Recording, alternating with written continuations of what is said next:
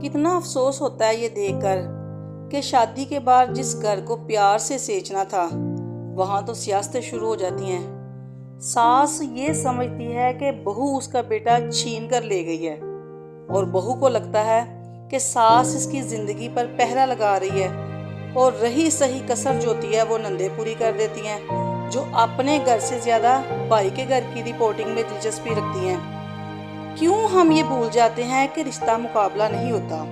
सास अगर माँ बनकर शफकत दिखाए ना, तो बहू कभी बेटी बनने से इनकार नहीं करेगी, और नंद अगर भाई के घर में आग लगाने की बजाय दियो बनकर खड़ी हो जाए तो किसी बाहर वाले की जरूरत नहीं कि इस घर की खुशियों को नजर लगा सके।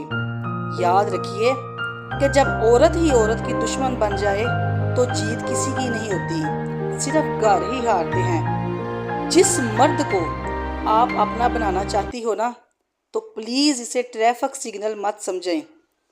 वो कभी माँ की तरफ देखे या कभी बीवी की तरफ। घर हुक्मरानियों से नहीं चलते, बल्कि कुर्बानियों से चलते हैं। एक दूसरे की जगह लेने की बजाय एक